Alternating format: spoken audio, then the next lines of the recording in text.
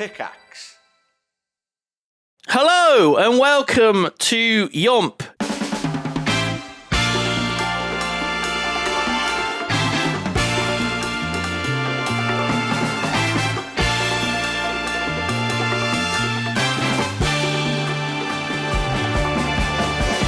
YOMP, the only podcast that talks about film. Pretty sure. I haven't really looked into it. I am Simon, the Honeydew Diggy Hole Man Lane, and I'm joined by G-Star Games. Hello, G-Star Games. Hello, Simon Diggy Hole Dew Man. I think that's what your name What is, did you right? call him? You can't just say that. You can't just go around calling people a honeydew. My name is G, and I am one of your hosts for this podcast. And I am also joined by Boof. Hello, I'm also known as Sophie. I'm neither a diggy hole nor a man, but that's alright. They get on with me just fine anyway. She's a Philly hole woman. Philly hole woman. Yeah, that doesn't sound good. That's what I am. That's almost as bad as what I said. That's better. That's pretty bad. That's pretty bad. Yeah. Oh. So, the Patreon, we should at the end of every episode have a thing reminding people about the Patreon. Patreon.com YOMPcast. I'm saying it now, just so that people know. So check that out for extra content. This week, we are discussing a film, as we do, as is the format of this. Which is really strange because, like, films are visual experiences mostly, Yeah. and people have to now put up with an audio experience about a visual experience. Yeah. Well, the idea is that it's like a book club. Oh, People, yes. they know what's coming up the next week, and they have a week to watch the film, and then listen to our discussion, and either get angry or agree, and like nod and go, yes, Yes. they're right about everything. Hopefully, that's what people will be doing. So this week we are discussing a film called Galaxina. Which was my pick. I'm ashamed to say. My pick. My sci-fi pick. Galaxina. It's a 1980 film that feels quite late 70s. Yeah. It's very low budget. I would describe it as not quite a parody of science fiction films. Like, it's a half-assed attempt at parody. Yeah. Parodies, Alien, 2001, Star Wars, of course. Yep. Star Trek. Other things. Oh my god. Parodies, a couple of westerns. Yeah, yeah. And it's about a robot, the eponymous robot Galaxina, who is she's mute, at least initially. She is a hottie, played by a Playboy Playmate, Dorothy Stratten, who was the victim of a murder-suicide in real life. I like how he says that as he laughs. Sorry. That nervous laughter when you Oh discuss my somebody God. that's died of murder-suicide. You have to kind of giggle around it. Yeah, It's so bad. It's sad. It's horrible. Awful thing to happen. Awful. Wait, but I'm sure we'll murder-suicide- discuss that. Yeah, I was about to ask, like, what? She was killed, murdered, and then the person who committed the murder killed themselves. Do we know it didn't why? happen the other way round. Yeah.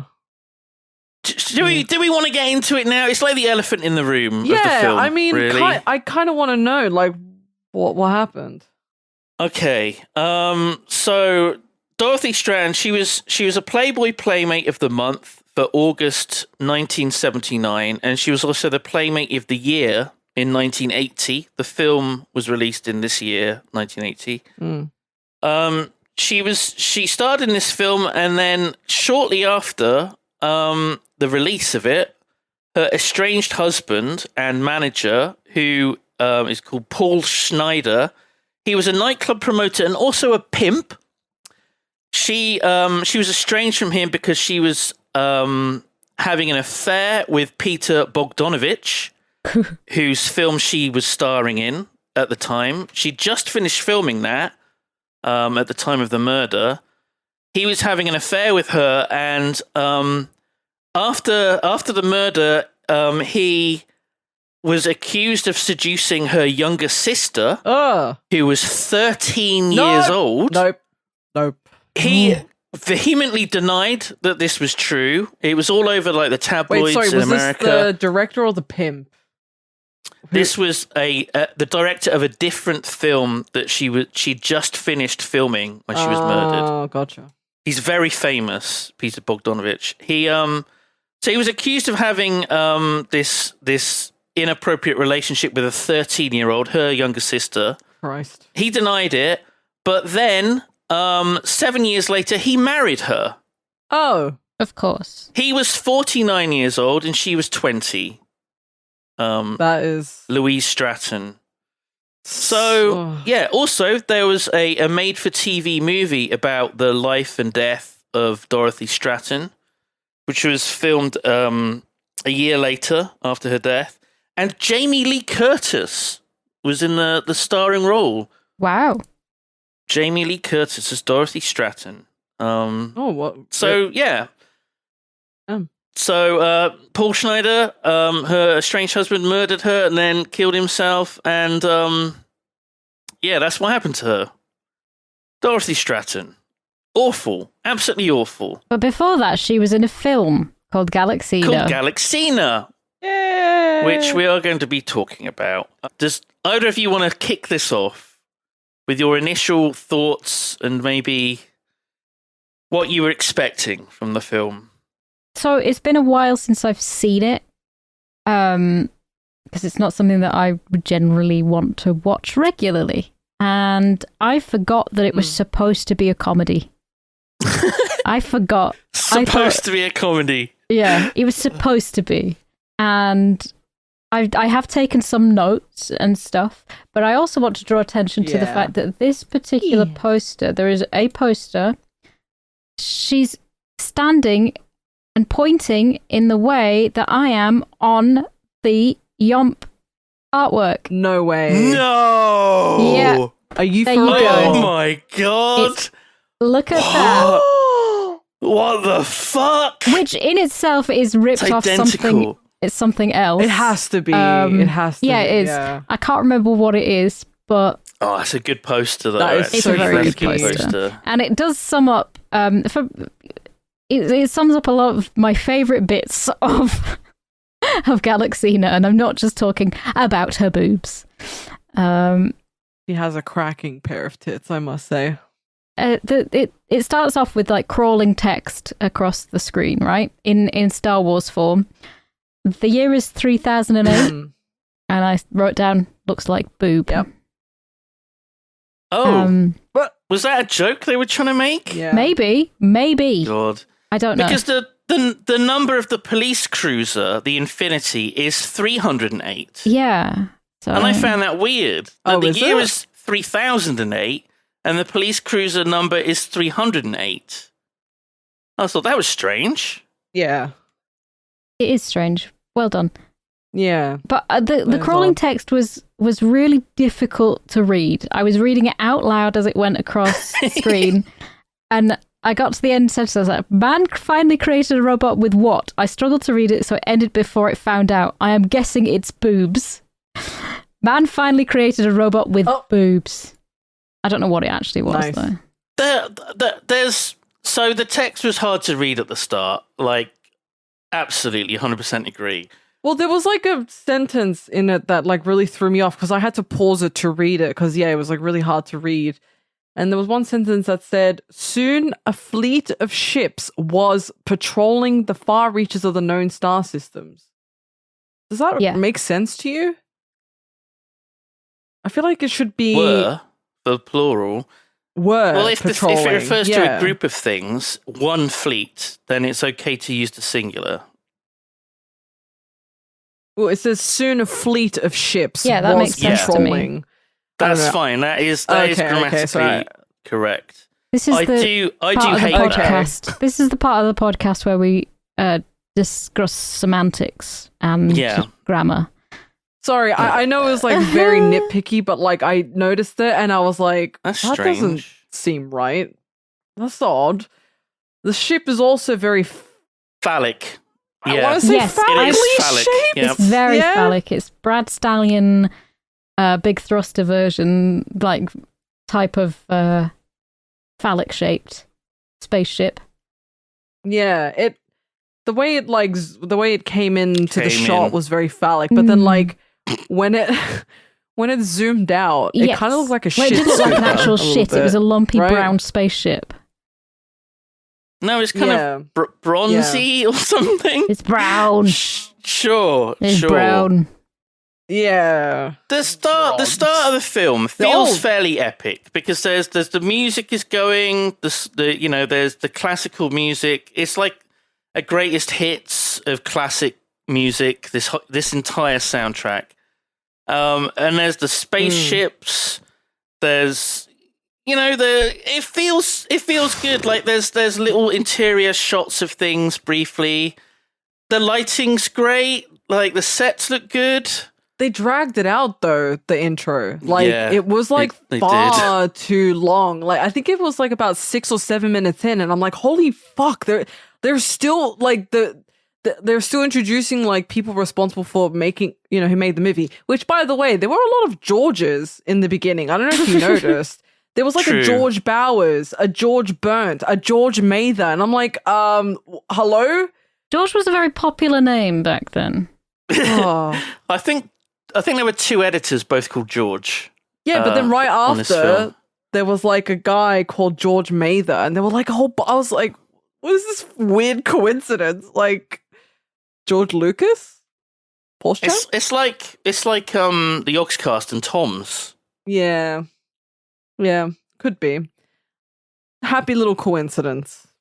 So there's the captain's log sort of starts it off and bookends it. The film ends with a really lengthy captain's log. But like he starts it off by going, ugh, like that. And I'm like, oh, what a mood. that exasperated groan. I was like, yep, I feel that.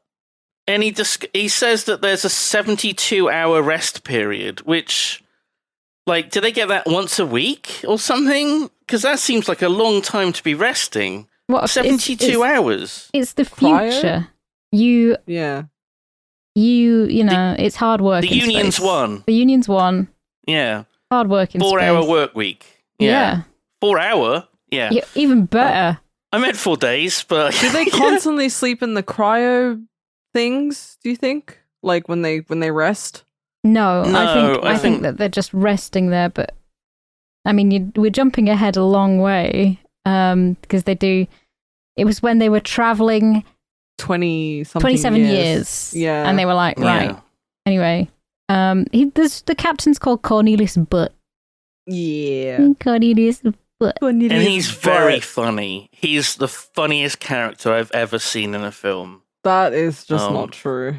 He does have his moments. Some of the lines are fantastic, but some of them are dog shit. Absolutely. What line is fantastic? What lines are fantastic? Okay. All right. You're gonna have to give me a minute. Just give me a minute. I'm sure I've written some down. I'm sure. Literally, one of my notes was, "How is this intro still happening? It's been 5 fucking minutes already." Like it all right. was so dragged out. Go on. This is me talking to Sophie and G. If a jackass had both your brains, you'd be a very dumb jackass.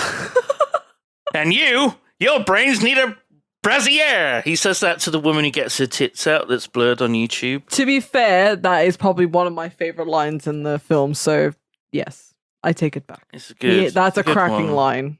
Yeah. I'm not going to engage in a battle of wits with you. I never attack anyone who's unarmed. Come on, that was good. That is good. That was good. There was a few bits that made me laugh in this film at the very least, and not laughing at it like Neil Breen sort of laughing at it when it's not supposed to be funny. Yeah. There was a couple of bits that I was just like, yeah, okay, pretty good. There's Captain Butt, and there's two. There's obviously Galaxina, who's on the ship for some fucking reason. I missed that. And then there's two other space police officers. And there's one guy in short shorts, a sleeveless baseball jersey, and a cowboy hat. And I was like, is he gay? That's what I thought. I thought he was gay. Yeah. And I don't know whether that was on I don't think purpose. he's supposed to be He's gay. not supposed to be gay. He winks at the other policeman. I've forgotten his name. He's just a space cowboy. He's just a space cowboy. But then I thought he was gay too. As soon as there's boobs on the screen, he's all over it. Oh, Unga my Bunga, God. yeah. All the synapses. His Jesus brain light Christ. up. That scene. So the character that's on the rowing machine is called Thor, which Thor, is a that's it. strange Such name. a weird name, yeah. And he's counting as he's rowing, and he's counting really weirdly. And this is like repeated throughout it. He's like going, 97, 98, 102, 104, 93. And he's like doing this. And I'm like, is this a bit? Is this a joke? Who's he trying to impress? Like, Galaxina's not even, like, around at that point. But he starts counting backwards as well. It's really, I don't understand. Well, he's that also bit. working out with, like, a cigar, which is just... like... Because he's a man. He's a manly man. Yeah, such a man. And I was like, okay, so we've got the gay cowboy, then this Chad working out. The captain, Cornelius Butt, Galaxina, and these are the only people on the ship that we see for like 20 fucking minutes or more. We don't know that there's anyone else on the ship. Oh, But there are. They're just not right. introduced until much later. Yeah. Really weird. Because they get into a battle with this other ship that will not state its what's the word? It will not state its mission. And so, but they, the captain's like, don't fucking antagonize them. We don't want to start a fucking space war, innit? Oh my God. The ship looks like a bird. The ship looks like, and it sounds Sophie. It sounds like a bird as well. Goes, And he makes screeching noises. I couldn't. The guy that's piloting it looks really lumpy on the screen, and I was like, "Is that supposed to be like that?" And also, I wrote down, it's an unknown craft, but the W is an upside down M. That really annoyed me. Oh. And also Okay. the way that the guy speaks, it's like on like This Morning or GMTV when someone phones in but they're still listening to the telly, so they're getting loads of feedback. Oh, yeah. Yeah, there's like this weird echo, and Yeah. it's like a vocoder kind of effect. And Philip And Schofield's, it's really hard to... Philip Schofield's there going, "Can you turn your telly down?" Oh, my God. I couldn't tell what the name of the character was. I thought his name was Augury. Aubrey. Yeah. He was like, I am Augury, Gree, from the planet Morgury, in the galaxy, come foam. I'm on a peaceful mission. And I was like, what the fuck is going on? Yeah. I do like how when they were like on the intercom thing with the man in the bird ship, and they're like, "What's your business?" or whatever, and he doesn't say, and then they go, "Oh, is it worth like inciting an intergalactic war?" And I'm like, aren't these guys cops? Like, aren't they literally like? Isn't this their job? How is doing this one thing that they're supposed to do going to incite an intergalactic war? That's a good point. Yeah. Right? Good point. I don't think it was very there's well thought through. There's No. a bit just before then when they're like chasing the eagle ship thing, and the younger cowboy space cop is like can I turn on the lights and siren? And Thor says, I think it's can't Thor, hear says, it. don't you know you're in space? No one can hear the siren. Yeah. Why do they have it then? Why do they have a siren if it's useless? Yeah, but I also like but we could hear the bird. It's quite funny though. Yeah, somehow we can still hear the bird, even though sound can't travel in a vacuum. It needs a medium. So who knows? Who bloody knows? It's fine. It's fine. It's fine. It's fine. It's fine. Great, and he says you've got a really bad habit. It's breathing. He's horrible to that man. He's horrible to him. Oh, I don't remember that line. Jesus. But they're in this. This is but. They're in this battle, right? And their shield. It's so epic. It's so epic. Actually, it looks pretty cool. The one ship flies past the other, and then they don't even bother with the ships moving anymore. They just sit in front of each other and just exchange fire for like 2 minutes. Which is animated on. And you can also, because it's high definition version we watched, you can see like the strings and like the little plastic of the everything moving around. I love it. But I will give it this. The sets and the models are really nice. The lighting in things. There are some very nice bits in this. My favorite shot is the hallway that they used many times, but they did. It's still a nice shot. Like it's the red, with the red lights and all these like supercomputers in, It's like a horizontal like elevator shaft. Yeah. And there is an elevator that the captain slowly goes along as Also Sprach Zarathustra plays from 2001. And he's slowly coming towards the front of the ship. This epic music is playing, and he's just like rambling away and complaining. Yeah. He's having a monologue. I thought it was somebody talking over a speaker at first, but then I was like, oh no, it's a monologue of some sort. It's so strange because it's not quite a parody, is it? Like, you can't just play the 2001 music and that's the joke. But that's what they did. That's what they did. There was no like what was it parodying from? It's frustrating. It's a frustrating film. But like, I think a lot of the jokes were very like they were just so obvious and like very in your face, and they weren't very subtle a lot of the time. And I think part of it is lost on us because we in Britain have a very different idea of comedy a lot of the time. 43 years have gone by. And 43 years have gone by. But I mean, even so, there's British comedy from the 80s that I love and it feels timeless to me. But American comedy I sometimes don't understand because it's just not made for me. But yeah, I mean, it has its failures, but even so, it doesn't have a good rating worldwide, I can imagine. No, it doesn't. No. So, like, the shields go down, and like some of the power goes off or something, and the bird ship refuses to like finish them off. And then the captain decides it's time to feed the prisoner on board. Yeah.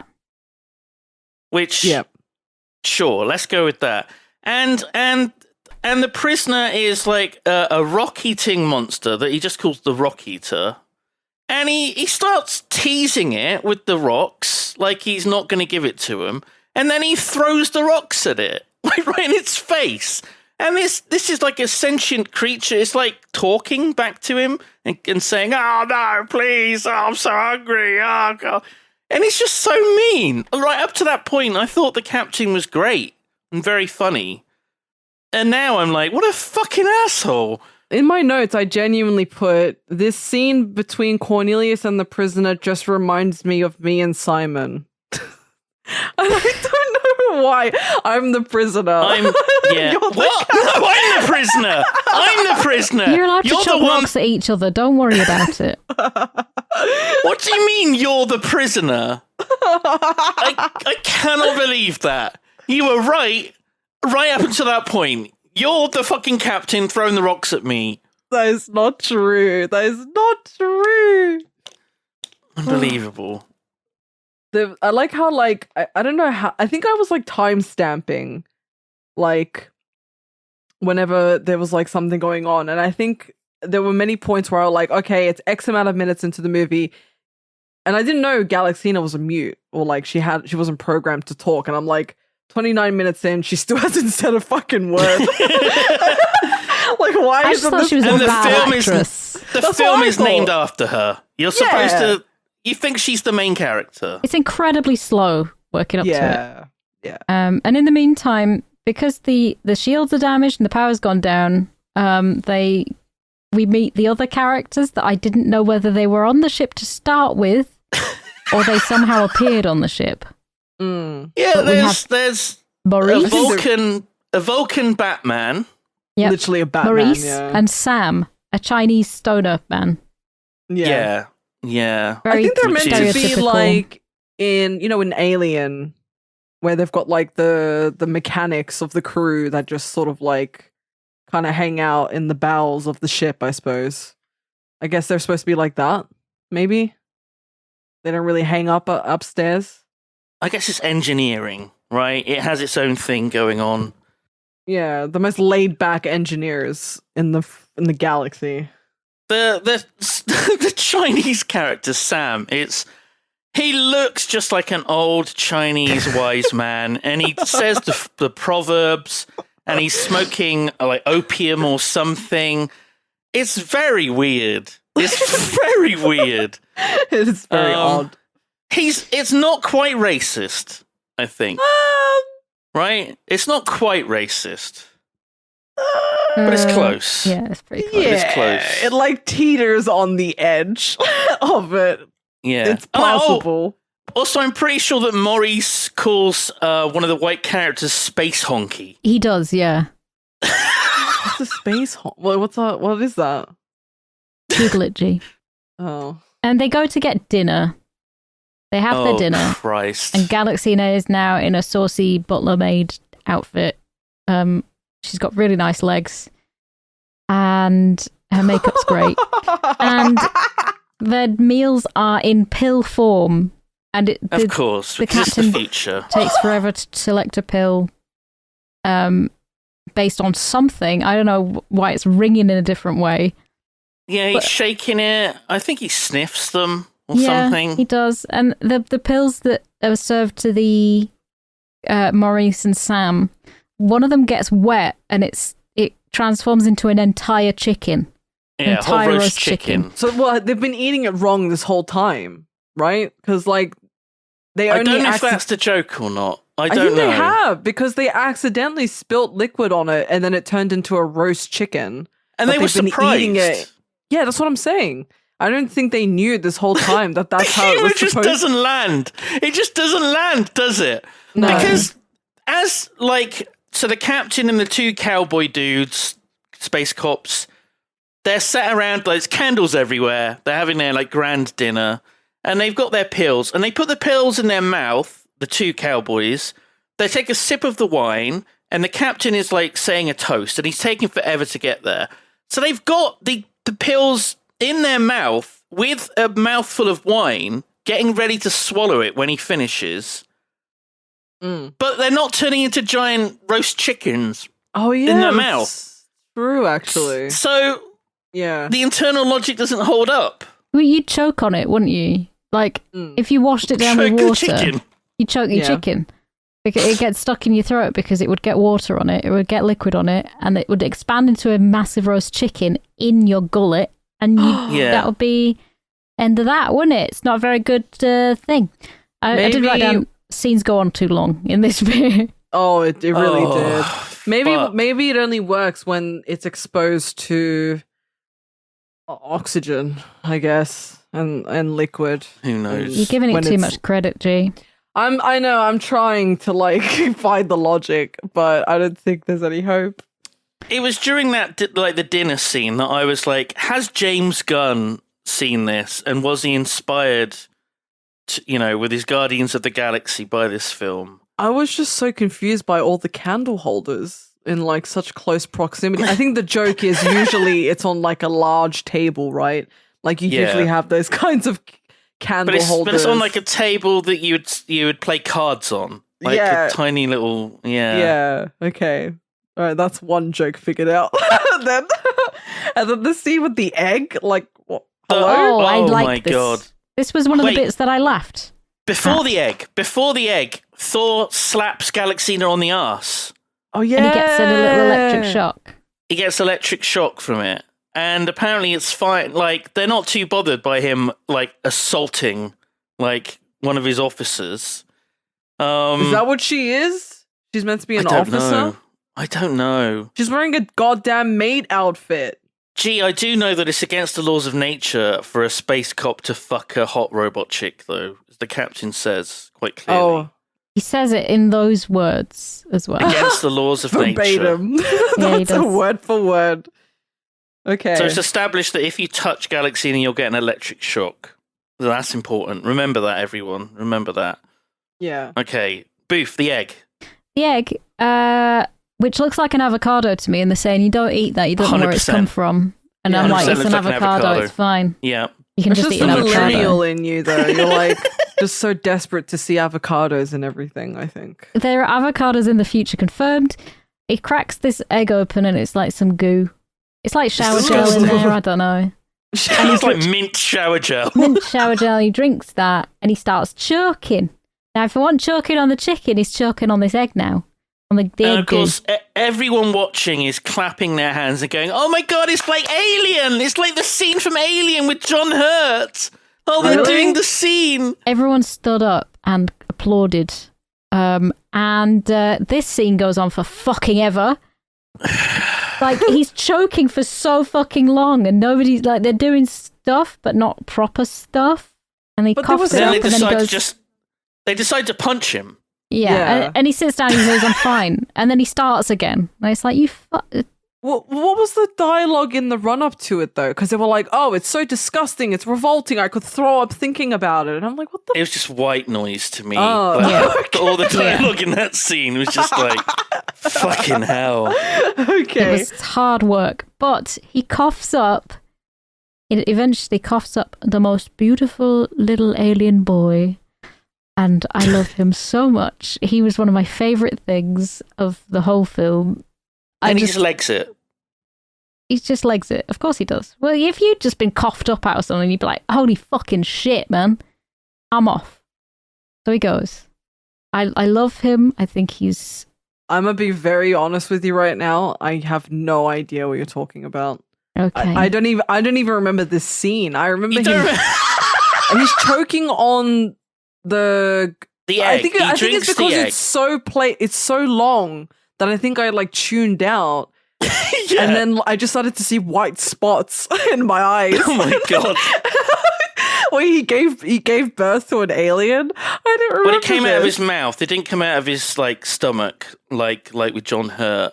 And the alien runs off, and I was like, okay, well, that whole scene was just like a parody of the scene from Alien. We're probably never going to see that alien again. And oh boy, was I wrong. You were very wrong. I love him. He's so cute. Then they get a message from a lady on the hologram calling thing, and she says like, "Oh, it's been ages. Alexia, play me some porno on the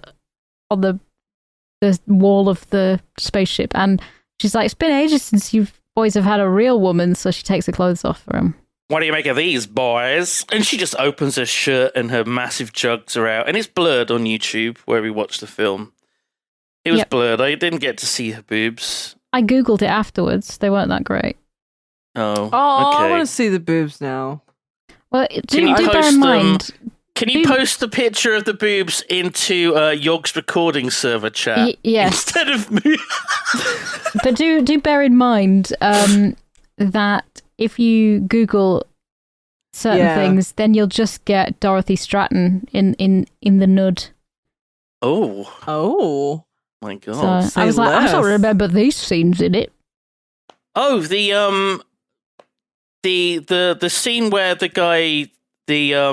where Maurice and Sam and they spill the water on the pill. Sam has one of his Chinese proverbs, and I'd like to read it out. I don't want to do the accent. Don't do the accent, Simon, please. Oh, no, oh God. Wait, she's got a cracking pair of tits. Okay. You can hardly see them. Robot woman like clock. Pretty face, pretty hands, pretty movement, but hard to regulate when she gets out of order. True. Very true. And I'm like, true. That's so true. That's so wise. Very That's true. so wise. That is so wise. Ahead of its time. So Definitely. Alexia gets her tits out on this like Wait. view screen thing, right? And both the young space cops start like motorboating the image. Yeah. She So did is say she it's like a been a while. hologram? She did say it's been a while since you've seen them, so if it's been that long since you'd seen a pair of tits, Yeah. you might go No, a bit mental over them. I think she was like saying how like she's a real woman or some crap like that. She's like, oh, it's been a while since you've like seen or been with or experienced a real woman. I also find it ironic that the Batman in the engineer is like, too bad she's not human when he's referring to Galaxina. I was like, I wrote down, neither are you. neither are you. I was like, says the Batman. That's a good point. I didn't catch that. Oh, Yeah. it really threw me off. And I was like, yep, I mean, his prosthetics weren't even the same color as Oh, the God. prosthetics weren't even like they didn't even try. I have words about all the prosthetics and stuff. Oh, I can't wait. I can't wait. But Alexia sends them on a mission to a brothel for some fucking reason. Again, I tuned out. No. Okay. So we're missing a few things here. So it's established that Galaxina can't talk when Literally. Thor tries to confess his love to her. She can't respond, and he's like, "I know you can't talk." She's like slowly rotating the chair around to avoid facing scene. him, I which is love great. it. Yeah. He then forces his mouth upon hers. Yep. For and a then kiss. He gets an electric shock, and then he's like, "It was worth it." And I'm Yeah. imagining like the audience in the cinemas just getting to their feet and just yucking it up, applauding, going ape shit. Then we get the Alexia scene, and then we get a different person. The commander appears on the screen, and for the first time in the film, the plot is established. At this point, we're 38 minutes into the film. I was about to say, because in my notes I put 32 minutes in, and she still hasn't said a word. And then literally, as I was typing it, they established that she can't talk, and I was like, oh. She can't talk. So what the fuck? Over half an hour into the film, we learn that our lead character doesn't talk. And 38 minutes in, we actually get the plot, which is to find the... Are you going to do it? To find the blue star. Ah! I did it. Gee, come on. Sorry, I forgot what the sound was. I also blue forgot. I was just star. guessing. The blue star. They were having like a whole dialogue. I don't know what. All I heard in the dialogue with the commander was 54 years overtime or something like that. Right. And that's all I registered in that conversation. This is very important because this is the actual plot. So the blue star is like the MacGuffin, which G didn't know what a MacGuffin was. And if you don't know what it is, it's basically an object that forwards the plot. It's like a goal, something to obtain. It can be anything at all. It doesn't matter what it is. But its purpose doesn't have to be established, is what I understood. Or no? Well, no, it doesn't do anything. The blue star, we know that it's like infinite energy or something, but we never see that. Nothing. There's no payoff for it. It's just a thing that they have to get. Right. The blue star. So the commander says it's going to take 27 years for you to reach the planet that has the blue star. Sorry. And they're like, why us? And he's like, because you're the closest. But it's then later established that they don't have a hyperdrive. Which means that other ships do have a hyperdrive, and so therefore will get there much, much sooner. Oh, and this is where the cryo sleep comes in. This is where they go into cryo sleep, which is basically... Well, they're going to, but first we have the visit to the whorehouse. Yeah! They played some really good music. I was grinning at the music they were playing, and then they were singing a song about being on porno patrol. It wasn't a porno patrol. Porno patrol, any old port in a storm, any old hole are the lyrics to the little song that they're singing. And we're introduced to the madame of the whorehouse, and she's the female goblin from Gremlins 2, the female gremlin, I should say. Well, she looks similar. She's green, she's got frills on her face. She's wearing chandelier earrings. Yeah, chandelier I rings. love chandelier rings. Nice. Yeah. And the variety of ladies at the whorehouse. Yes. Do you know the madame looks a bit like old Greg? I'm gonna from the Mighty God. Boosh. She doesn't not look like old Greg. Yeah. And there's a lady in there's a lady with tits on her back, much like Eddie Hitler from Bottom when they. There's green ladies, there's blue ladies. Oh, the robot blue lady. lady was. There's a lady with 3 fine. tits. Yeah. And I'm like, you make me wish I had 3 hands. All I can think say of the was line, that. say the line. There's a lady. There's basically they've all got really bad Halloween masks on, and this is a theme that goes on. All the aliens are basically very low budget Halloween mask aliens, and that's basically it. Yeah, that's as far as it goes. But they have a nice time at the brothel. They do. Very They nice spend. time. I guess they spend the whole 24 hours there, which I was thinking, realistically, I'd probably have a great 2 hours, and then after that, I'd be like, so what's the situation when it comes to food? And then I'll just be like sat in a corner crying. I mean, reading a book or doing something for like the other 22 hours. Yeah, I don't know. Maybe I'd Maybe I'll get off in the last half an hour, get it out of the system. But, like, 24 hours? Jesus Christ. it's a long time to be at a whorehouse. I mean, I don't know how long is like normal to be at a whorehouse. I've never been.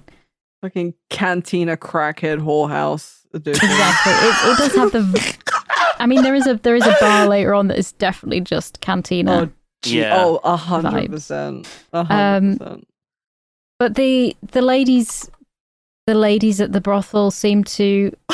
Ladies. They are ladies. They are ladies, G. Come on, don't be like that. They're ladies. They're proper ladies. Sex work is work. No, that's not what I meant. It's a real job. They're real ladies, G. No, I meant like, I think they're beautiful ladies. They're very nice. Yeah, they're so beautiful that he had to put a freaking paper bag over one of their heads. Yeah, he did I actually have to love put that that. she just had the paper bag with the eye holes cut out, just ready to go. Well, you know, Exactly. it's obviously something that happens quite a lot. Quite often, yeah. I just put the paper bag -3 titties. And then I'm gonna Jesus. try and paste a picture of one of my favorite aliens into the chat as well. I love the blue lady. She was the hottest They're all one really there. good, but there's Yeah. one of my favorite ones I did laugh at. It's basically a Oh my God. standard alien mask with a blonde wig on, and they've put a cigarette in her mouth. So it's like one of the grey One of the style greys, aliens, yeah. but with a blonde wig. I love that so much. And there are some aliens that are really like a lot more elaborate. But there is a lady. There is one in a clown wig. Yeah. Oh, I don't remember that. That's more like it. Let me show you. I'll find her. She's literally in the background, walking down the stairs. Go back. I'm doing this on the fly. Oh, she's gorgeous. So versatile. She's beautiful. She's a beautiful lady. Multitasking. Oh, there She's she just got a is. standard clown wig on. And there is a bat woman. There is. Lady Yeah, there was. That Maurice is basically just staring at. It was because so they haven't got any awkward. lines. Yeah, it was so awkward. They were like, just sit there and like look interested in each other, like you're flirting or whatever. Yeah. How do bats communicate? Do they sonic sonar? Maybe. Yeah, maybe that's what they were doing. Just chirp at each other. Yeah. Yeah. I love that the Rizzlers they're using a rainbow. They're all smoking drugs. That is so nice. I thought she just gotten blue all over it.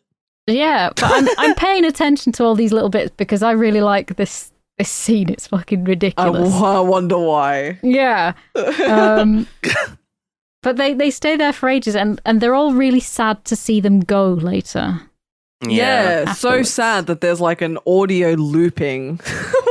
I don't know if you noticed, but they just use the same like 3-second audio and they keep looping it, and it was just getting on my last nerve. The audio is not good during the whole house thing. It's difficult to understand any of the dialogue. There's a piano being played very loudly. Very badly as well. Yeah.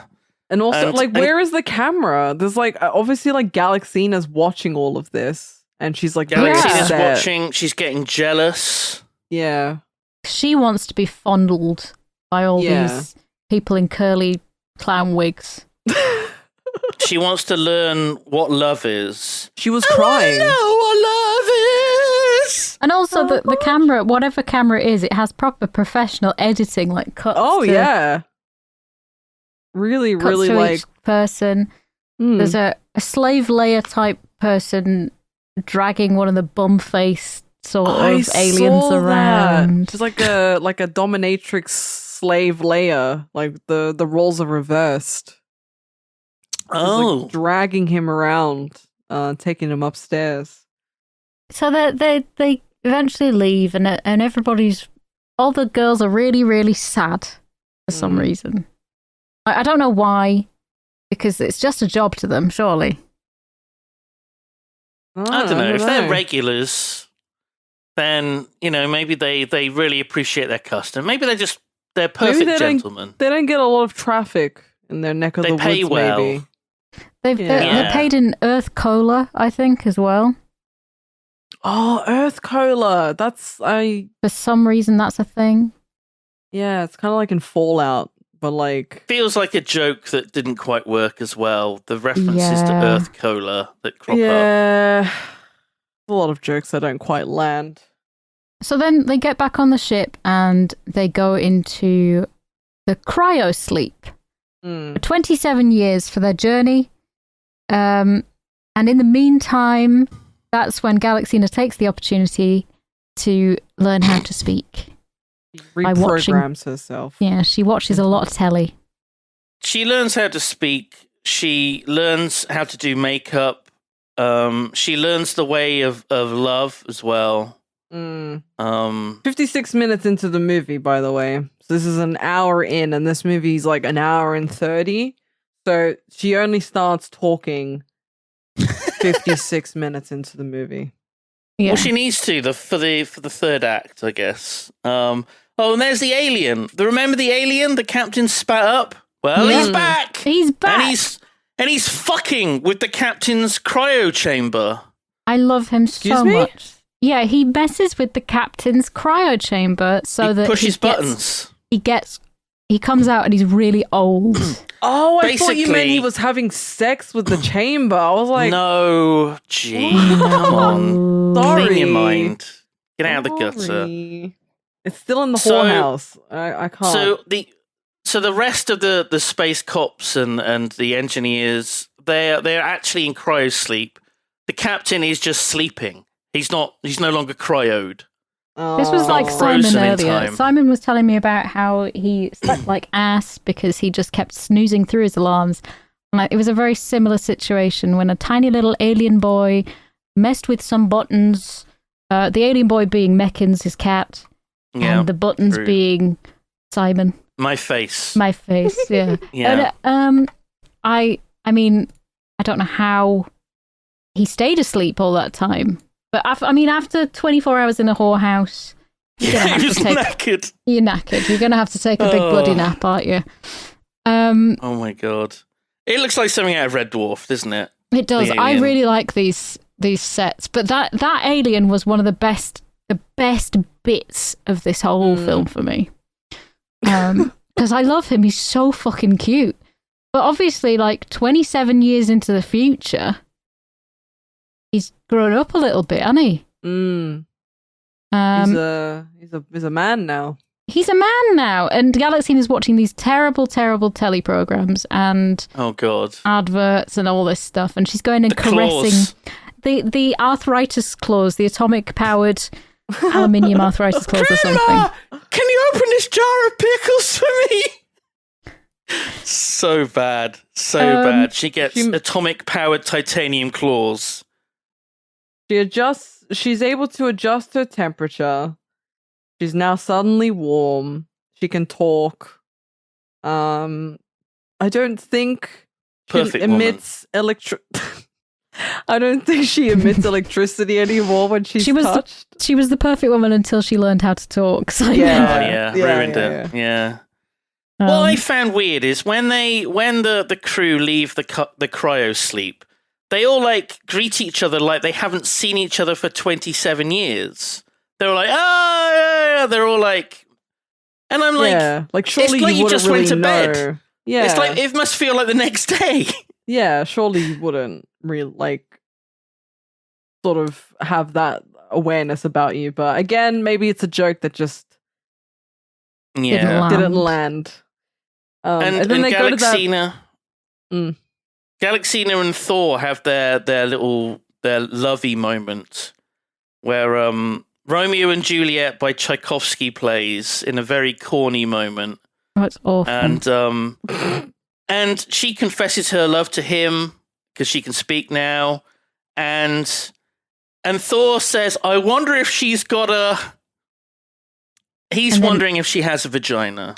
Oh yeah, that's now that my note makes sense there because I put the guy is thinking about her space puss. Space puss. Yeah. So I've totally forgot why I wrote that. I should probably put a bit more context. Space puss. Well, they go on that. I don't know how far forward. I don't know, how far forward this is, but that planet that they're on. You're way forward. Okay, I'm way too forward. Sure. Yeah. So the Eagle Birdie ship has been following them for 27 years. That's dedication. And the guy flying the ship he's basically Vader now. He's like Lord Vader, and he says, "I'll get you now, but I'll get you now." He's doing this thing that Vader does. It's like the Star Wars. Do you remember Star Wars? I remember Star Wars. Yeah, I know that one. That's supposed to be a humorous moment. Yeah, sure. The ship somehow crash lands on the planet. I don't quite know how. And everyone makes a joke about getting whiplash. Yeah. And a about really them long joke getting about compensation. Whiplash. Yeah. And it just keeps going, and they keep repeating it over and over. And it's like the worst way to tell a joke. Oh my god. Oh my god. I just realised that Thor looks like handsome Squidward. He's got very accentuated features. I feel like maybe Kylo Ren was modelled after this man. Because, like, he might be the original Kylo. Look at him. He's got, like, similar hair. Kind of built the same. You're not wrong. Yeah. That's See just it. The act. You can't build an actor. Yes, you can. They Yeah, say you we want can now. You can't we want say you to look like Thor from Galaxina. I want you to look like this and what's Speaking his face of is like. Thor, Chris Hemsworth, like he was a tiny skinny man, and then he took steroids, and now he's a massive beefcake. Allegedly. Did he actually take steroids? I thought that was like Al Natural gym.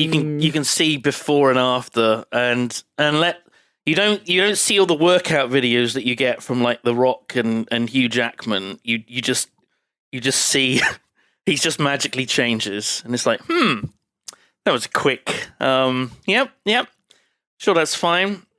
Please don't sue me. So the ship has crash landed on the planet. The crew all have whiplash, so they can't leave the ship. And it's up to Galaxina to complete the mission and find the blue star. And it's explained quite awkwardly that during the day, everything is red. Like the light is all red. So everything looks like it's through a weird filter. The infrared rays or something. Yeah. It looks really cool. No, it doesn't. It does. It doesn't, babe. I think that they tried to make it look spacey, and they were like, what can we do? Yeah. We'll put a filter on it. And I quite liked it. I thought it was quite artistic, some of these bits. How much hue and saturation do you want? Yes. I love it. It was very rave. It was very, like, she's got her... Basically, if you go and shop at Cyberdog, you could get a Galaxina outfit even today. Yeah. To this day, she's got a furry rave boots on, and I quite like it. I like the filter. I think it looks funny and cool. I do find it funny that they, even though she ends up she awkwardly makes her way to this bar, but like, even though it's like a Wild West town, this place. Yeah. And there's by like the Old West with a saloon. There's a saloon and stuff, and then like they've got horses. They've got horses. The cantina. The cantina. From Star Wars. But like, it's a little. I know I'm like nitpicking here because it's just the whatever movie, but like, the colors aren't consistent with the people sitting next to the window. Like, it's just totally normal on the inside of this saloon. And because they're near a window with like the light coming in, they should have the light effect on them. I think it just looks pretty like normal, like daylight to me. And I'm like, oh, that's annoying. Like, why can't you make it a little consistent? If you were going to make such a big deal about the infrared rays, on this planet. Also, I don't like how, it's a human bar. No, it's a human restaurant. Right, it's a human restaurant. Yeah. But they're not attacking her. I know she's a robot. I get that. Why would they attack her in a human restaurant? A restaurant that serves humans? Because she looks human. But also... She's human. But it's a restaurant for humans. She seems to know the bartender as well. Yeah. The joke is that it's a human restaurant in that it serves human flesh. Yes. And that's a joke that also doesn't really work very well, I don't think. Yeah. And just going to make that clear to people that are listening that might not have watched the film. That's the joke. And there's menus on the wall. There's a drink and food menu. I do kind of like the menus, though. I do actually kind of like those. They were like bad sort of jokes and puns. Thigh pie, Scotchman on the rocks, pink lady, skin and tonic. There is an alien. There is an alien walking around in the bar that I love. All right, it's the kind of dog-like alien in the bar, and it's a man in a suit that's sort of like lumbering around, but it's adorable, and I fucking love it. But that's not all, because later on they do actually dress a dog up in... Oh my god, it's the best thing in the film. That's the best thing in the film. But this man in the dog outfit, I was trying to place what I think he looks like, and there is a film called Hyper Sapien, and there's a thing in that, the alien in that looks very similar, but then again... So it's a human in a fursuit on all fours. Yeah. And you like this. The thing in Hyper Sapien is like three-limbed. It doesn't look anything like him. I don't know why it reminded me of him. Okay. But anyway, we were up to... it like that. I'm just ignoring him. I don't give a shit. Just leave me alone. Leave me alone. She likes what she likes. That's okay. Don't shame her. I like that guy. He was great. Yeah. But again, they're all wearing really bad. Like, there's the guy in a fucking werewolf mask. God. Like a really bad Oh yeah. Some of them look great, and some of them don't look great. Yeah, it's like really Party hit and miss. City, like costumes. Oh my Spirit god! Look at Halloween him. I werewolf. love that. Yeah, I love that with the glasses as well. With It's his so little good. old man glasses on. Everyone is in absolutely fucking awful masks, monster masks and stuff, and I like that. I think it's great. Like, Poof you is do what like you- it's horrible. I love it. oh yeah, of course. Like, Yeah. I'd be disappointed if it was anything else. And the barkeeper there, is What's he called? oh, I can't remember. What is it? What what's Mr. his Called him Spot. Splock. Mr. Spot. Mr. Mr. Spot. Spot. And who does he look like? Well, he's got a kind of bowl haircut. He's got Mm-hmm. bushy eyebrows. Got Yeah. a blue shirt on Cauliflower ears. with an upside down triangle, and his ears are sort of they're pointy, but they're pointy in the wrong direction. Yeah, That's he looks generous. like Spock. He looks like He looks Spock. like Spock. That is a generous description because, like, those ears are something else. And when he said, "My name is Mr. Spot," I paused the film and I took a break for almost an hour. I had to. That's great. I tapped out for a bit. I just couldn't anymore. Maybe we should I couldn't. put the screenshot of what you said as the thumbnail. Of what you said about him. My name's It was- Mr. Spot. It was quite harsh. No, not at all. It's Where quite is apt. it? I don't want to live long and prosper. I just want to die. That's what it said. I laughed for a good 5 minutes when you posted that. Fucking hell. Put that It was on just, my tombstone, Ugh. honestly. Oh, it was That is so actually bad. a very good quote. It is. Thank you. Thank you. Well I done. love the so she talks to the Mr. Spock's cousin or whatever, Splock looking ass. And then he directs her up to a room, I guess. Yeah. I don't so know. they're looking for Frank Future, who has the blue star. Oh! And for some reason they've murdered and eaten Frank in the human restaurant. But they still have his room with all his stuff in upstairs. Yeah.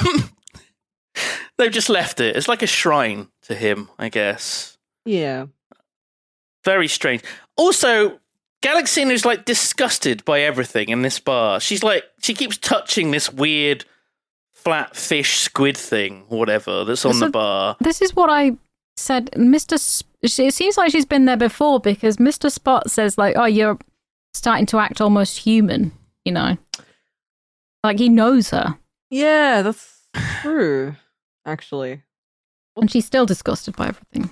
Yeah. Yeah, why is she disgusted? She's a Maybe robot. because she's Why more would She human. learned, she She's more reprogrammed Exactly. herself. Yeah. She's become more human. in those 27 years where she Well- learned to do makeup, learned about love, learned to talk. 27 She also years learned is a how to be long disgusted. time. Like, Took me that's- 27 years to learn to do makeup. Yeah. Uh, Like this is yeah. quite a while. So, and then there's like this weird like seduction. I don't know. Maybe seduction is like too generous of a word, but I don't know what that scene was in the room. Darth It was Vader porno appears in the acting. room. It's It not was actually porno Darth Vader. acting. It's Aldrich from Mordric, which is apparently the name of the character. He's Uh, sort of a robot-like dude in a robe thing or a hoodie, yeah. and the blue star is there, and he wants the blue. Sorry, he wants the blue star. And Galaxina's holding the blue star. No, it's in the. It's in the middle of the table. It's a or bed. Whatever, It's a sorry, bed. bed. Yeah, round And bed. she rotates on the bed. She flirts with him. If you want to call that like, it was just the most. It was the weirdest, most awkward seduction scene, and the camera was angle so just made it worse. It was genuinely bad porn acting, and that's Yeah, 100%. That's the second week G's said that about acting. Yeah, Listen, I watched a lot of. she's not porn, wrong. Right? What? No, I'm kidding. It is. It's all step yeah. sibling stuff. Sure. Yeah. Sure. Dryers What? and- Are you projecting right now? You are 100% projecting. No, I'm just guessing based on, things that you've said previously. Listen, I find the intro... You guys have 100% seen intros to, like, the bad porn, right? Where now it's just, projecting, the worst acted things ever. Please don't make me out to be the only one. My pipes are broken. Yeah, I hope you can YouTube. see to them.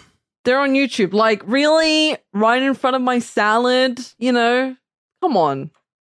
No, Okay. Oh my god, you guys haven't seen... Oh no, this looks really bad. So, the prop of the blue star, it literally looks like a weird gadgety gift you'd buy at shops like Menkind, if they're still going. Yeah. It looks like a weird, cheap sort of I don't know what it would do, but it's this really weird glowing blue prop thing. Well, you said it was like an energy source of some sort, right? Yeah, but like in real life, if it was like a toy, I don't know what it would... It would be a maze. It would be there'd be a little metal ball, and you'd have to move the ball around the maze. It's like what are they called? They're called something stupid like amaze balls or incredible. Incredible. Something really obvious. Like Marble Madness or something. One of those kind of things. Spaceballs. Spaceballs! Why didn't we watch that instead? It's my fault. I put this on my list. I'm sorry, everyone. I'm sorry. It's great. I loved it. Anyway, she hits him over the head with the blue star. Oh! Thank you. Ah! And she escapes out the front door with it, and because he's unconscious, but then he jumps out the window. Yeah. And then we see the dog in and the then alien we costume. see the dog in the costume, and it's the best fucking thing. I love him in the fucking film. So much. What a good boy. What a good little boy. God. Like he's such a good little actor. He's so well behaved. He just walks out of the bar and he sits down and he's like, "Oh yeah, I'm in a movie. I'm gonna be a star. I'm a star." That's what Dorothy Stratten thought. And then there's a very a parody. I say loosely a parody of which Western is it? Where there's Clint Eastwood and the other lads. Good, the bad, and the ugly. I mean, they do that's the one. specifically mention High Noon. They do say High Noon. They say, "Hi, what time is it?" And he goes, "Hi, noon. Let's get out of here." It's like a awful. Really Another bad... joke that doesn't land. Yeah. One of many. And then Galaxina just fucking kills the Darth Vader dude. She just blasts him, and he's on the floor, clearly dead, and we'll never see him again because he's dead. I don't know if I like blacked out at some point, but this is skipping to the part where I say skipping, but how does she get captured? So there's a biker gang that just appear, and that's it. She's captured by them. Oh, okay. So there's no right. I love the biker gang. I love them. Yep. This was one of the only bits that I laughed at. Like I laughed out loud. The biker gang. What you're gonna say. They're a biker gang who rides on horses, and they worship a motorbike, and they all praise their god Harley Davidson. It's so bad. David, it's so good. That's like one of my favorite like bits of the film. Really? Yeah, I laughed when at they it. say when he like emphasizes each word, where he says groaned. Harley David son, as if like the son of God or something. And right? they're all praising, and they're having a little party. They're having a do, and they're looks, listening to like surf rock for some reason. And Why? Everybody looks really gay as well. Everyone's got a lovely mustache and very tight clothes, and it's like, I like this gang. This is a cool gang, but they all ride on horses, because they just worship the bike. They don't ride the bikes. And she's she's tied up to some fucking, I don't know whether it's like it's a big structure. Yeah. She's I just don't know tied what it's to. supposed to be. I don't know. I have no idea. Yeah. It's just like a fucking pipe, a support yeah, like for a beam. building. Yeah. So the biker gang they're like the descendants of the biker gang that was exiled to this penal colony planet. And the leader is called Chopper. Yeah. And they mention the great hog in the sky. And I was like, those are two things that sound like penises to me. Chopper and a great hog. Not the word penal. And penal. Sure, and penal. Yeah. For fuck's sake. But it's all right because Galaxina is rescued by Thor and Cowboy. The dog appears again. The dog does appear. I love him. It doesn't do anything, does it? No, he just runs off into a fucking bush.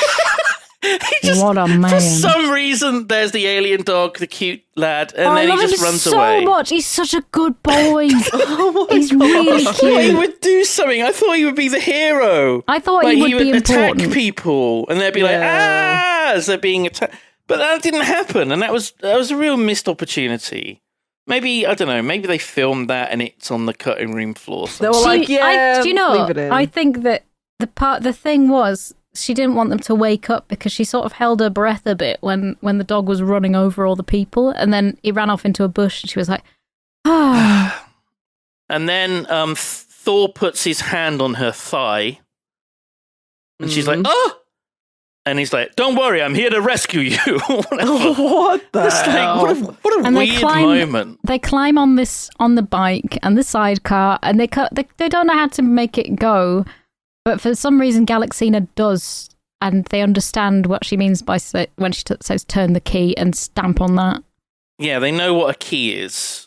And she knows. Is it because she's watched loads of telly that she knows how to use a bike? Yeah. Now? But the bit that she made had me laugh, 27 years. Yeah, the bit that made me laugh the most was Chopper screaming, "They've stolen our lord!"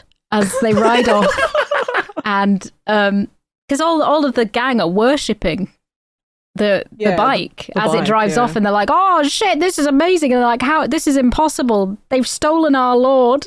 And I laughed. Harley Davidson. Oh, such a good bit. I really laughed and I tried. laughed. Well, I say I laughed and I laughed. I laughed like once. And I carried on smiling for a bit until my face just dropped into a sort of emotionless stare at the film. The after nut clarity, but for jokes from this film. So our heroes have escaped. They have the blue star. And they're back on the ship and everything's good. Oh no, the Darth Vader guy is there. And they're suddenly all in the prison cell. Yeah. Well, because he says he's got a good mechanic and he's got a gun and he puts them all in prison. Yeah. And they're in the prison with the Rock Eater that has been there for 27 years. No. Not in cryosleep, No, right? he was in cryosleep. Was he? Yep, he was. Oh my god, Booth was paying attention. He was absolutely... Well, because I was like, you know... And he was also there in a neck brace with whiplash.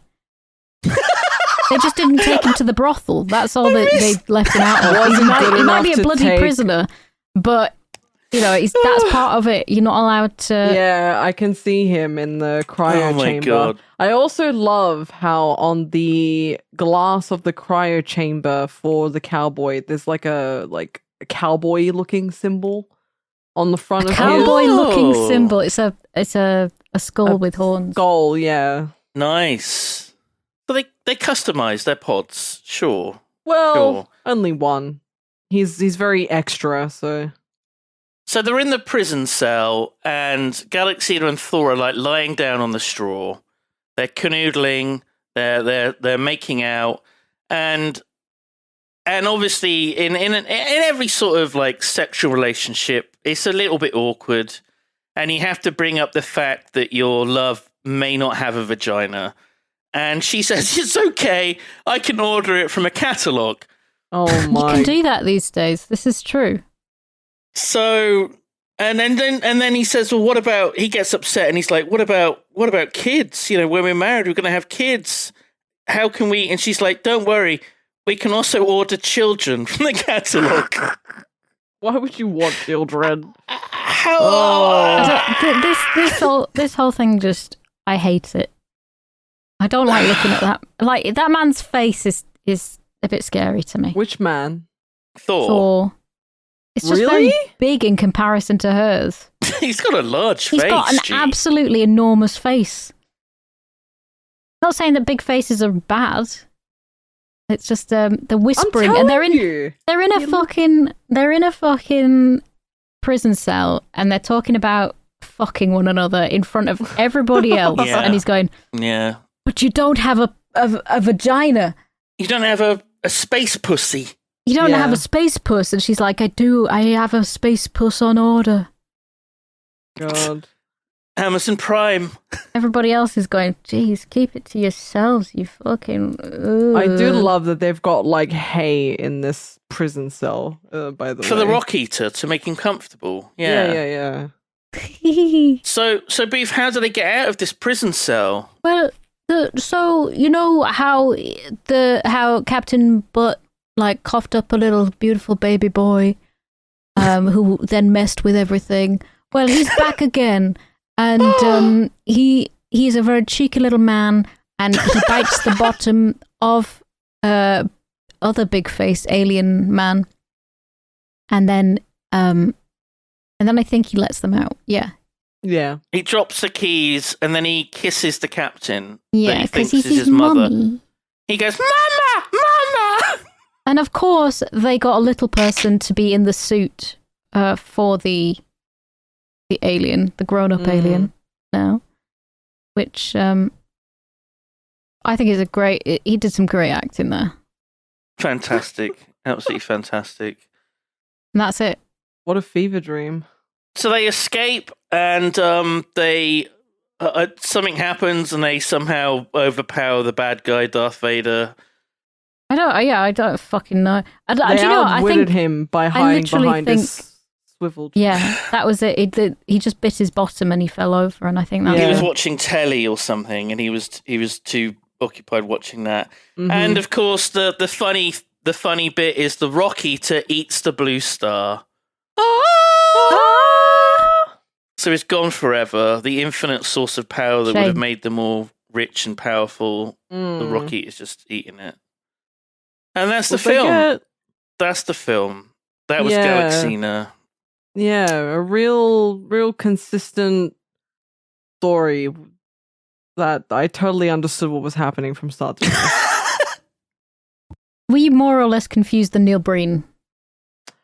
Honestly, it was at the same level at times. Like, there were many times in my notes where I was like, when did this happen? Did I miss something? And it's this amount of minutes into the movie, I still don't really know what's going on. It's like jazz. It's about the scenes that you don't show the audience. Exactly. You know? Once again. I have notes here that says he ate the Queen's jewels, ? There's something he ate about the blue star. I think that was a joke. I think they made a joke, and it's a reference to something that I didn't get. Yeah. I think. Her Madge. So, rest in peace. Rest in peace. So we will summarize our final thoughts. And this was my pick. Mm-hmm. I knew that this wasn't going to be a great film. I did hope that it would be better, that it would be like one of those so bad it's good forgotten cult guilty pleasure films. I did go through like a list of these sort of weird sci-fi movies, and I picked it out from the list. It looked fun. But I'm looking forward to us actually getting like a proper film with our next film we watch.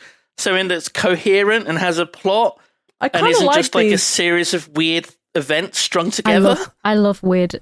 I was going to say, there's a lot to be discussed whenever it's like something weird and wacky, right? I preferred this. Yeah, that's true. Actually, I preferred this to Heat. I will say. You hated Heat, though. Boof, you at every hated turn will remind me just how much she fucking hates Heat. every week she's going to bring it up. I hope she I'm going to does. compare Genuinely. it to Heat. That's my benchmark now. Yeah. Of like, wow, if I hate it more than Heat, then it's bad. I love it. I love it so much. What would you rate it out of 10? I would say this is only marginally better than Twisted Pair. Like, it certainly had its charm in places. It was funny in places, but it felt like most of the jokes didn't land or were just terrible. I did love the alien dog, so that's increased the score. Exactly, yeah. I give it a 4 out of 10. I do too. Maybe. What? I gave it a 4 out of 10. Mainly because of the alien dog and the little cute alien thing. It had its moments, but I thought it was all right. You gave it a 4 out of 10. What did you give it, Simon? 4 out of 10. You gave it a 4. Okay. Booth, is there anything else you want to add? Your final thoughts? Summarize, sum up your feels?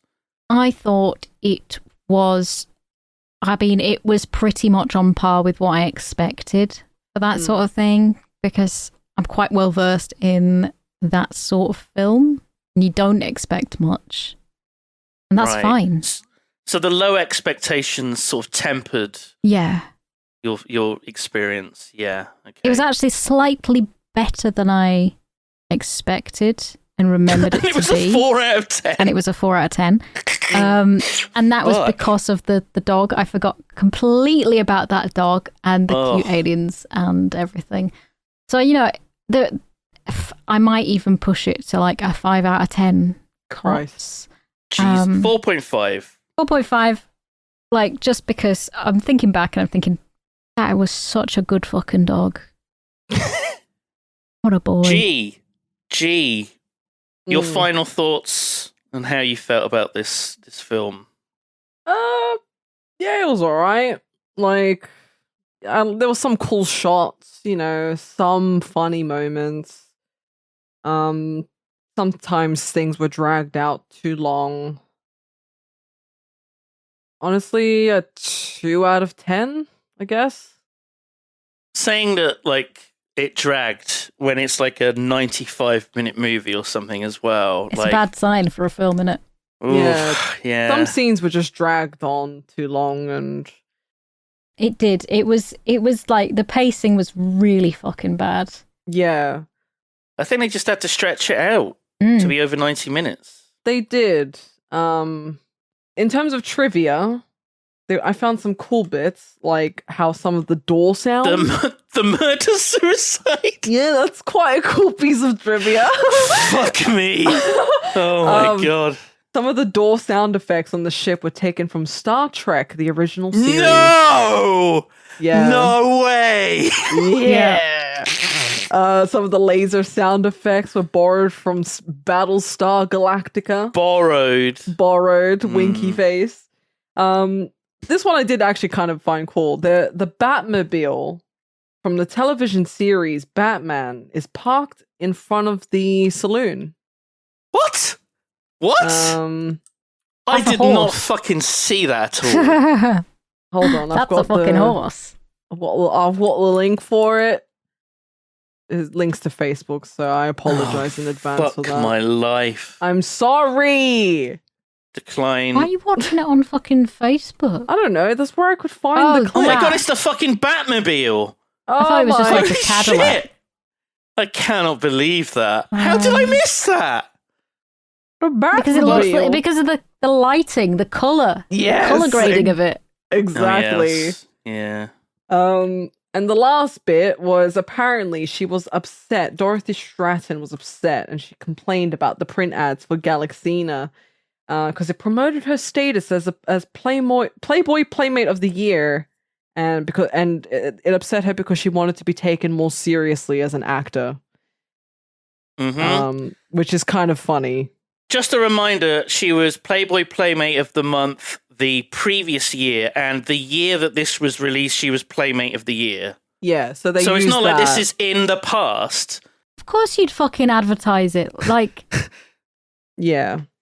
I just found that kind of ironic. She's like, I want to leave it all behind me. I'm 20 years old now.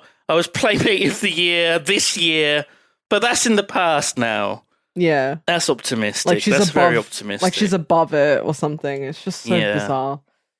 Also, the blue girl was also a playmate in January 1977. Yes. Hell yes. Wow. She was fine. She had appeared naked in several sex comedies before this. Oh, a sex comedy. Wow. Probably not Blue, though. There are so many sex comedies, though, Booth. There are so many. There are a lot. But which ones specifically was she in? Though? Well, I mean, I'm going to have to find out. Let me know. Just let me know. Let me Google that one. Do we know the budget of this? This film, its budget was $5.5 million. Right. And it made slightly less than $5 million. It barely broke even. Yeah. But, I mean, that's still a flop. 4.86 at the box. That's still a flop. So she was in HOTS, H-O-T-S. I think that's probably the one where she gets her kit off. The college exploitation film, focusing on the wild escapades of the women of HOTS sorority. I think I have this on tape. Oh, there we go. The antics include, but are certainly not limited to, a wet t-shirt contest, a skydiving episode, plenty of fraternity boys, and even a housekeeping robot. Oh, a robot! Okay. Yeah, I think I like Galaxina. She was a robot. Every time I think of housekeeping robot, I think of the robot from, was it Rocky 4? Yeah. I think of the robot from the Jetsons called Rosie. Rosie! And I say, oh, that's you! That's the future you! In terms of video game?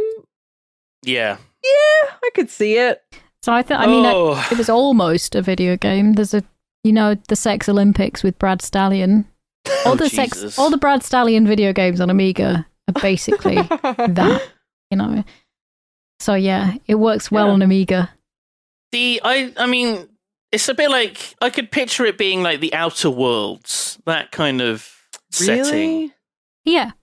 Not the Outer Wilds. No, I know. Outer Worlds. Yeah.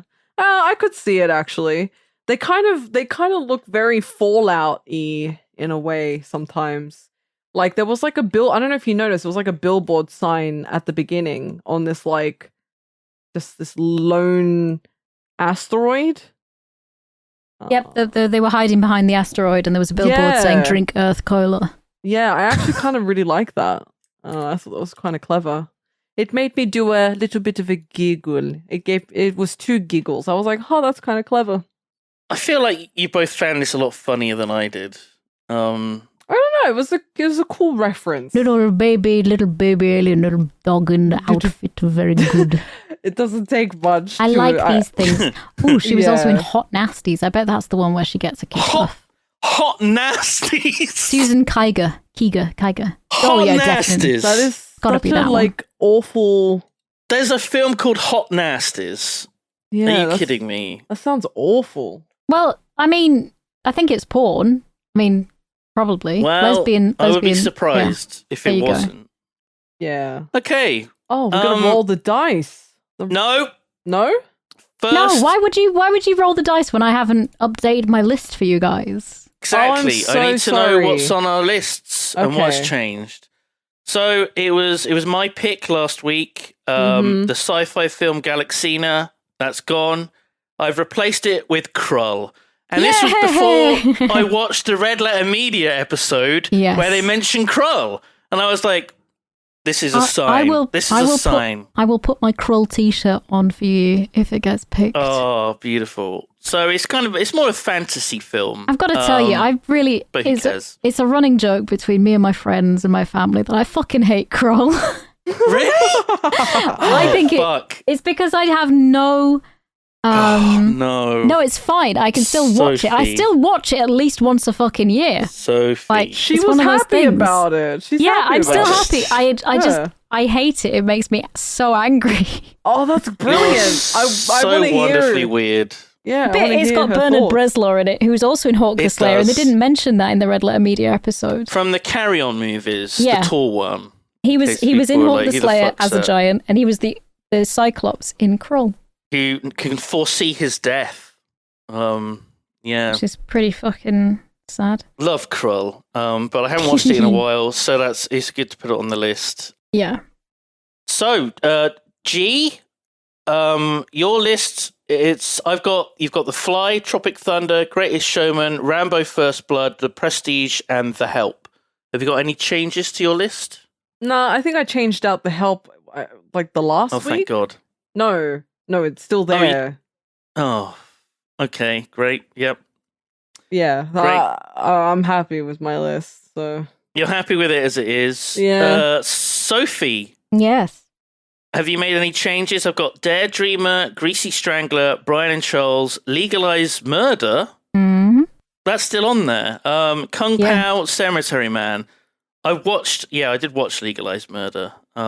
Yeah, I mean, I'm thinking of changing that one out because I do think it's very funny, but I have a couple of changes, Okay. which are very exciting.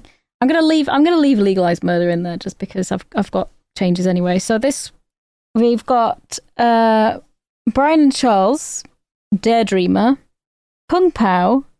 I was thinking of getting rid of Legalized Murder, but we've got Cemetery Man, and I'm putting in The Hidden.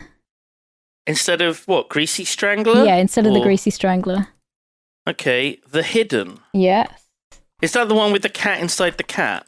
No, Or that's Uninvited.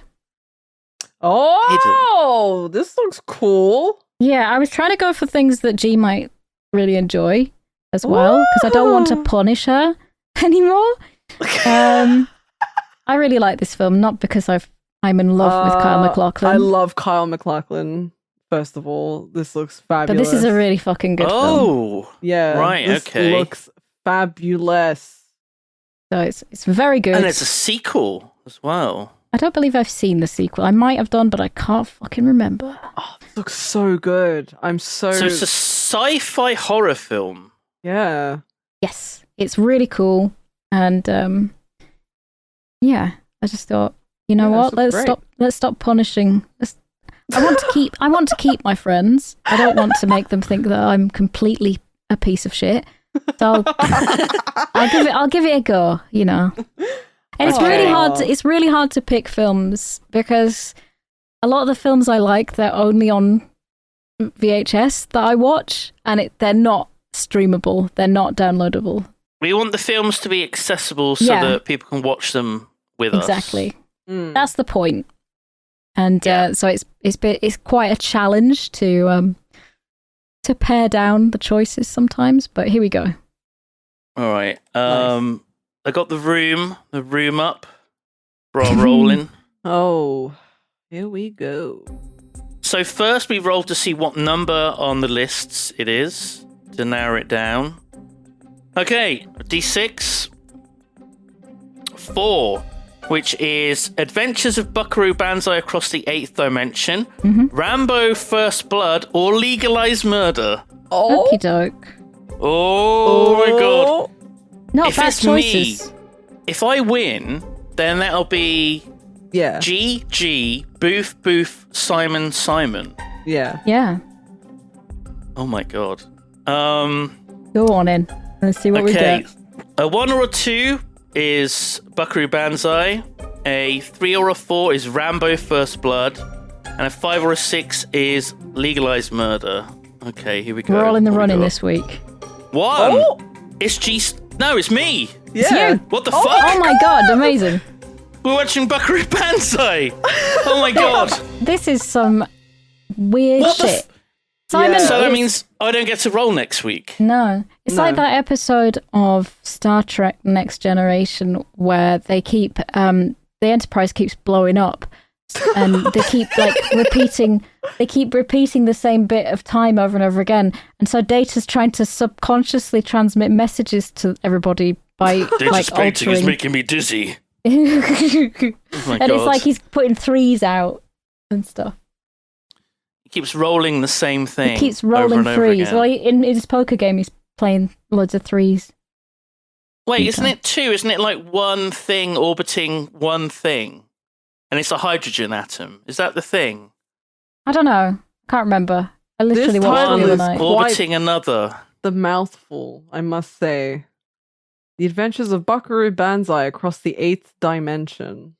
It's got Peter Weller in it, RoboCop. Yeah. It's got what's his name John from The Lithgow. Flying? Jeff Goldblum is in it, right? Yeah, Ellen Barkin's John Lithgow in it. is just fucking ape shit in this film. When is he not? He is absolutely just. He turns up to like Nicolas Cage levels of insanity. Freaking Christopher Lloyd's in it too. All-star cast. Oh my God. god! It's insane. It's insane. This is a good one. I hope. Yeah. I hope. I definitely think that it's an improvement over Galaxina. Definitely. I hope so. But this is very much like a cult film that is like, I don't know, mostly forgotten in history, I think. A lot of people don't even know that it exists. It's got a bang. Oh my god. Is it the end where they got the music playing and they're all like walking and the music's going? It's the coolest fucking shit. It's I have the coolest no shit. idea. Oh, you're going to lose your mind. You're going to lose your mind. Watch for me. Yeah. Oh my god. Cracking. Love it. Cracking. Excited. I'm excited. As a reminder to people, we have a Patreon up, which is patreon.com/yompcast. If you want to be so kind as to become a patron, you get all kinds of benefits. Like, you get to influence what we might watch in future. You get bonus episodes, which we really should record one at some point. Not today. Not today, ladies. I need a wee-wee. I can't do today. I've got to wee. She's got to wee all day. Sorry, everyone. Busy. I've got a wee-wee. All day. You get your the notes that we've made of as we watched along. We'll post some pictures and stuff. A lot of extra little things on there for you to enjoy, to give you like a little incentive to help support us to keep going. So Also, I found thank you in advance. The Galaxina poster that I was on about that mimics our picture, not the other way around. Absolutely. Yeah. It's also 100%. it's basically taken from the original artwork of Vampirella. Yes. Yeah, I saw that. That's so cool. Awesome. I love that. So basically, we're just a whole cycle of people ripping other people off. Well, that's the YOMP, the old movie podcast. We take other people's media and we make content out of it. That's the internet. Why not? That is That's just the the internet in a nutshell. Thank you for listening to us this week, and we will see you next time. Thank you. Bye. Bye. Blue Star.